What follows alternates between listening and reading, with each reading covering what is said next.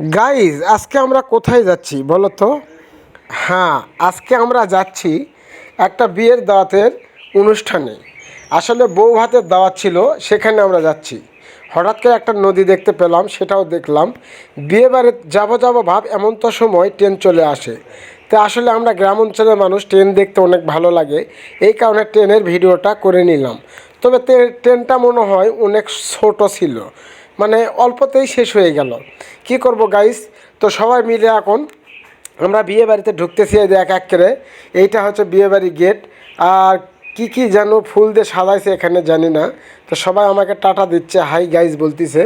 তো সবাই মিলে আমরা বিয়ে বাড়িতে প্রবেশ করলাম এক এক করে। তো বিয়ে বাড়ির যাওয়ার এটাই হচ্ছে গেট। তো এইটা দেখতেছেন যে সবাই আমরা বিয়ে বাড়িতে প্রবেশ করলাম। এখানে যাওয়ার পরে এই যে সুলতান ভাই, ইনারি মেয়ের বিয়ে। এই বিয়েতে আমরা বউ ভাতে এসেছি এখানে। আর এই যে গাইস নাস্তা দিয়েছে সাদা জুস। ও প্রাণ ভরে খাইতেছি। আসলে প্রচুর পরিমাণে গরম ছিল। এই গরমে শুধুমাত্র পানিটাই মনে হয় খেতে ভালো লাগতেছিল, আর মন চাচ্ছে পানি প্রাণ ভরে খাই। তো গাইস আমরা সবাই মিলে এই যে দেখতেছেন খাওয়া দাওয়ার অনুষ্ঠানে সবাই মিলে খাচ্ছি। আর যেগুলো রান্না করছিল, আইটেম করছে প্রায় 9টার মতো আইটেম। যাই হোক, সাধারণত বিয়েবাড়িতে যে সকল আইটেম চলে সেগুলি করছে। আর অতিরিক্ত একটা করছিল কি, এক্সট্রা করছিল হচ্ছে মাছের যে ভাজি করে সেইটা না, এইটা ভুনা করছিল। বড় বড় মাছ একটাকে চাকা করে ভুনা করে দিছিল সবাইকে। তো গাইজ এই যে দেখতেছেন আমরা সবাই মিলে এখানে কিন্তু যে টেবিলে বসছিলাম, আসলে টেবিলে যেগুলো বসছিল সবগুলোই কিন্তু বড় ভাই, আসলে আমি ছোট ওখানে।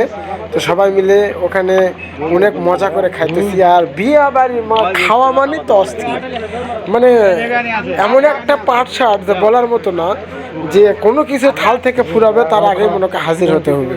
আসলে বিয়ে বাড়ি বলতে আমাদের এইরকমই, সব কিছু যাচাই খাবার, যাই যেটা খাবার চাই তাকে সেটা পেট ভরে খাওয়াতে হয়। এটাই আমাদের এই দিককার নিয়ম। আর অন্য কার কোথাও কী নিয়ম জানি না। আবার শুনতেছি পাবনার নিয়ম নাকি অন্য। বিয়ে বাড়িতে খাওয়ার পর প্রত্যেকটা টেবিলে নাকি ইচ্ছে মতো দই দিয়ে যায়, যাই যত দই খেতে পারে। তো যাই হোক, আমাদের এই এলাকাতে এরকম নাই।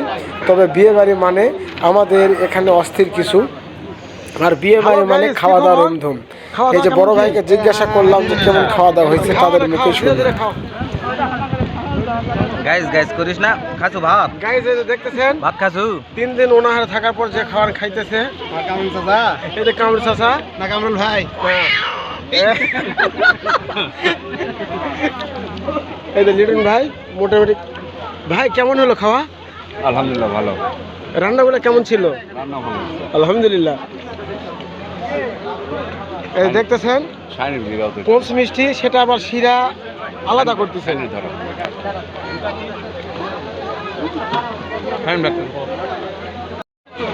শাহিন ভাই, সালাম আলাইকুম ভাই। না রাখতে আমি আবার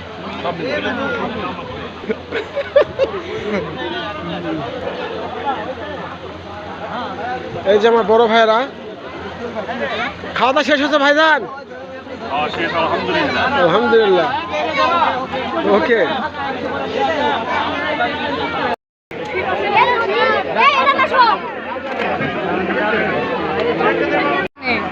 তোমার মামা ওই দিকে বসেছে। চলো খালি পেঁয়াজ খাই, এটা ধরি।